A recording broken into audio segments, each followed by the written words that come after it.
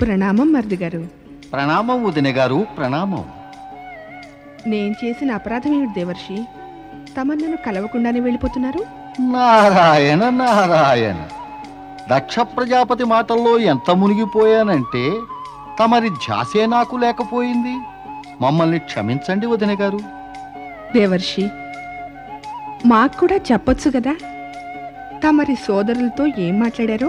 అంటే తమరు మా మాటలు కొన్ని కొన్ని వినేశారు. కొన్ని విన్నాను.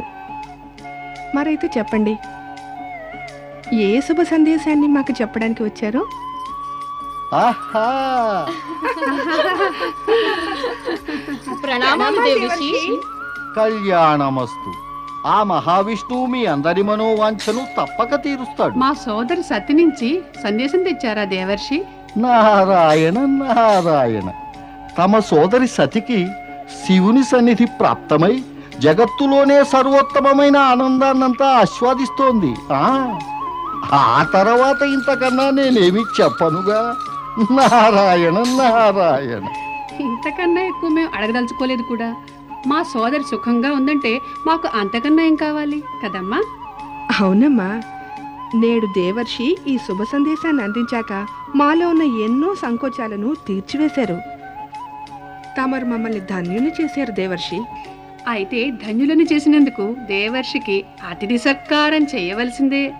రండి దేవర్షి, మేమందరం కలిసి మీకు విందు ఏర్పాటు చేస్తాం. నారాయణ నారాయణ, చూడండి, ఇలాంటి విందు భోజనం మీ వివాహాలలో కూడా దొరుకుతుందిగా. ఇంకా నాకు సెలవియ్యండి. ఒక్క మాట దేవర్షి, ఈ చక్కని చుక్కల వివాహానికి ఏర్పాట్లు చేయండి. జాప్యం చేస్తే ఇబ్బంది వదిన గారు. నారాయణ నారాయణ. రోహిణి, నారద మహర్షి ఎవరి వివాహం గురించి ప్రస్తావించి వెళ్ళారు ఇప్పుడు? నాకేం తెలుసు, నువ్వే అడగచ్చుగా అమ్మని. మీ అందరి వివాహాల గురించే ప్రస్తావించారు. ఆయన భవిష్యవాణి ఎప్పుడూ అసత్యం కాదు. అర్థమైందా?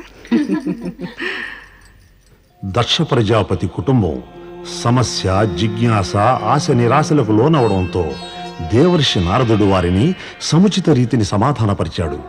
సతీ శివుల వివాహానికి ఆహ్వానం లభించనందువల్ల రతి చింతితురాలైంది.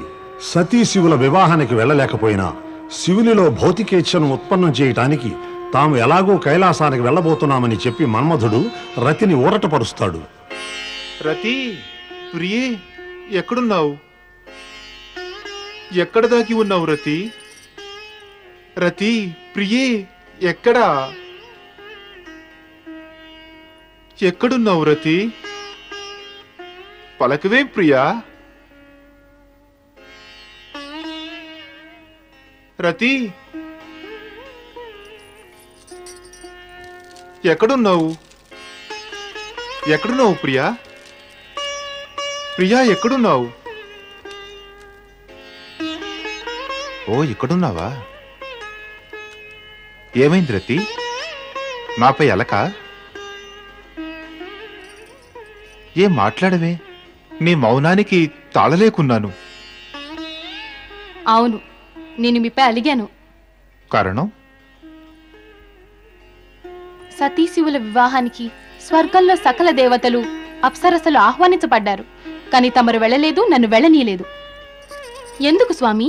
ఎందుకంటే ఆజ్ఞను అనుసరించాను. ఎవరిది? పరమపిత బ్రహ్మదేవులది. వారే అన్నారు, అక్కడికి చేరుకోవలసిన ఆవశ్యకత సతీశివుల వివాహానంతరమేనట. ఈ మాటలకి బ్రహ్మదేవుల తాత్పర్యం? ఇద్దరం మన హావభావాలు, సంకేతాలు, పుష్పబాణాల జల్లుతో సతీశివుల మధ్య కామేచ్ఛను జాగృతం చేయవలసి ఉంది. వారికి దాంపత్య ధర్మ నిర్వహణకి ప్రేరణ ఇవ్వవలసి ఉంది. దేవా మన్మథ, దేవి రతి, పరమపిత బ్రహ్మదేవులు మన ముగ్గురిని వెంటనే కైలాస పర్వతం చేరుకోమని ఆదేశించారు.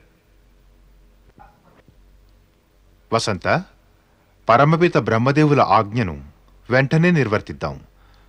మనం ముగ్గురం కైలాసానికి వెడదాం.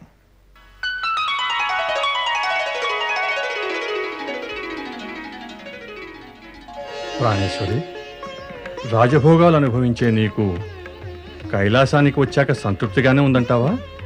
స్వామి, తమ చరణారవింద భాగ్యం చాలదా? ఇంతకన్నా భాగ్యం ఇంకేముంటుంది?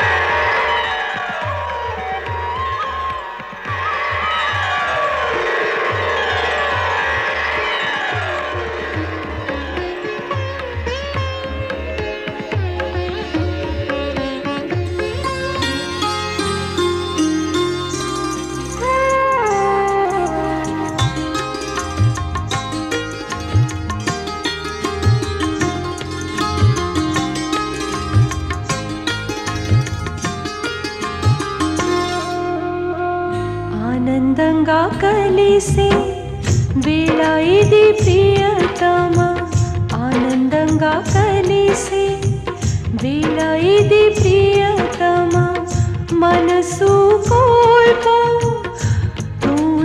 సంయమనం. ప్రేమలయలో వెంటాడే సరిగమలో మనసు కోల్పోతుంది సంయమనం. ఆనందంగా కలిసే వేళ ఇది ప్రియతమా.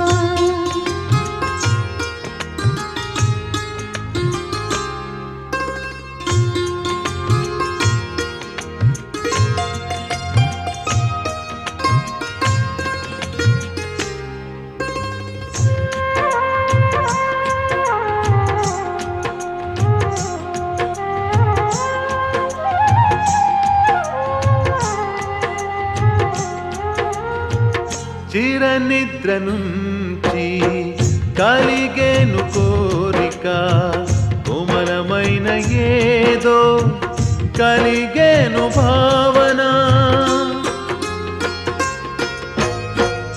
ఆశలతో ఎన్నో పూలు వికసించాయి, స్వప్నాలు నయనాలతో అలా కలిసిపోయాయి. క్షణంతో ఎలా అవును యుగం సంగమం, ఆనందగా కలిసే వేళ ఇది ప్రియతమా. ప్రేమలయలో వెంటాడే సరిగమలో మనసు కోల్పోతుంది సంయమనం. ఆనందంగా కలిసే వేళ ఇది ప్రియతమా.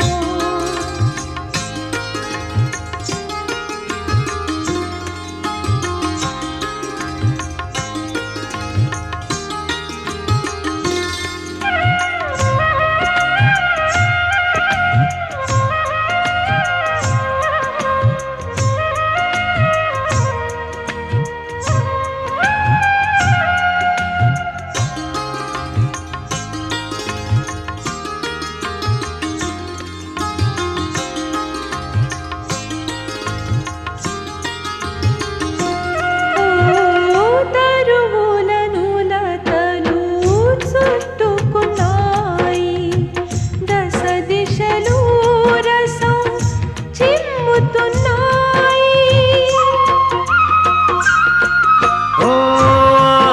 ఓలామాలో నువ్వు కలిసిపో మరి, ఏది కాదో అది మేం అవుతాం మరి.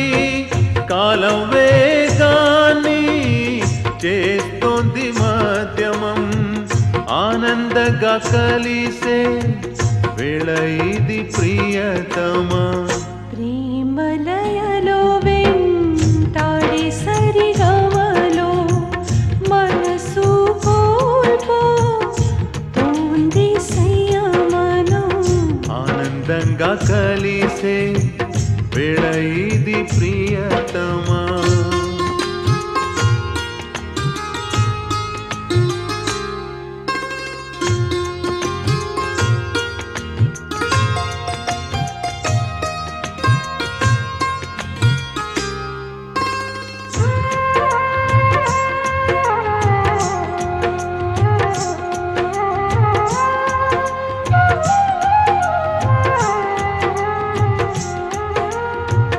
విరహ క్షణాలు గడిచాయి గదా స్వరం పురాతనమే అయిన పాట కొత్త గదా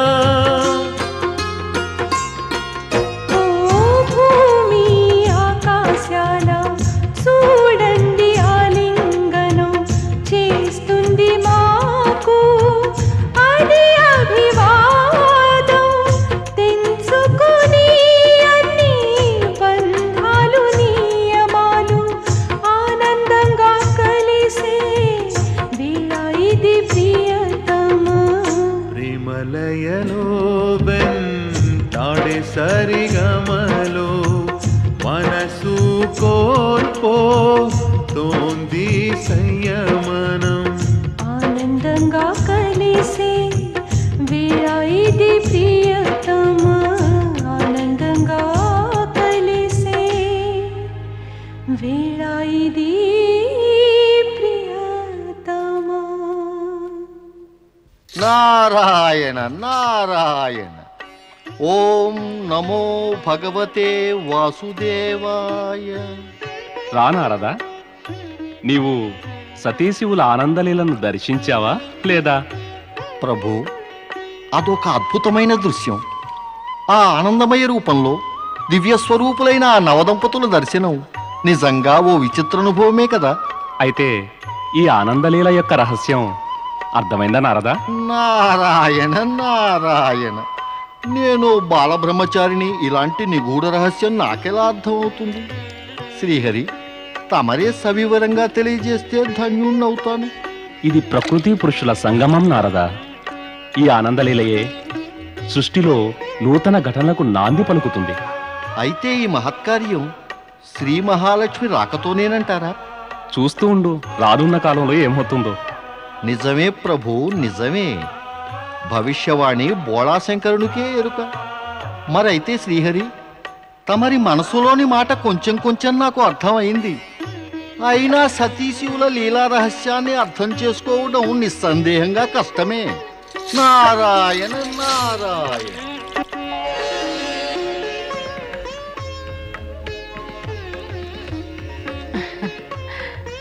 ఏమిటి చూస్తున్నావు దేవి? నేను తమ కళ్ళల్లో విరిసే ప్రేమను చూస్తున్నాను. ఇది నీ కళ్ళలో విరిచిన ప్రేమకు ప్రతిఫలం సతీ. ఎవరు ఎంత ఇస్తారో అంతే పొందుతారు. నేను మీ నుంచి ఎంతో పొందాను స్వామి. ఎంతంటే అది నేను చెప్పలేను. పదదేవి, పృథ్వీ విహారానికి వెళదాం. పృథ్వీ విహారమా? స్వామి, నాకు ఆశ్చర్యంగా ఉంది. నా మనసులోని మాటను తెలుసుకున్నట్టుగా ఉంది. దాన్ని చెప్పారు మీరు పృథ్వీ విహారం అని. నిజానికి దేవి, సుగుణ రూపంలో తనువు మనస్సు వేరే, కానీ ఆత్మ ఒక్కటే, మనసు ఒక్కటే, ఆలోచన ఒకటే. సరే పద, పృథ్వీ విహారానికి వెళదాం.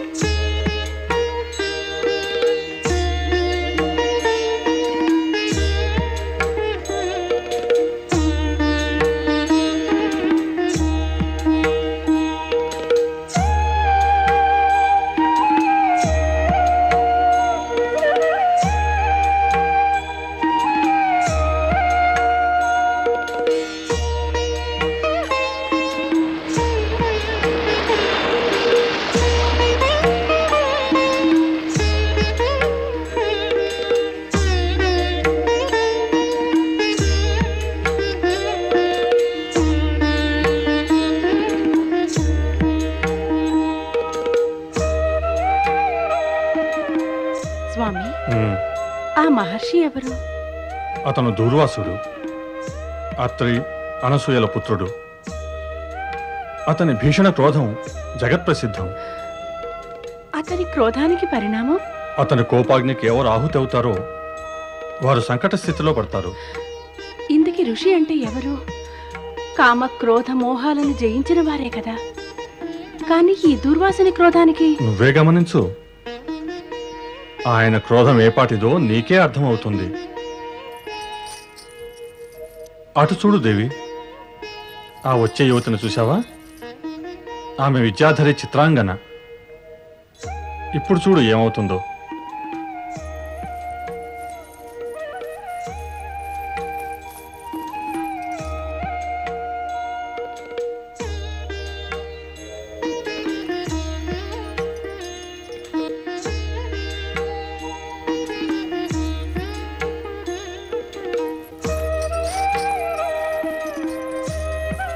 ఋషివర్య, నా ప్రణామాలు స్వీకరించండి. కళ్యాణమస్తు. ఈ అల్పురాల్ని కరుణించండి. నా చిరుకానుకను తమకు అర్పిస్తున్నాను. దీనిని స్వీకరించండి.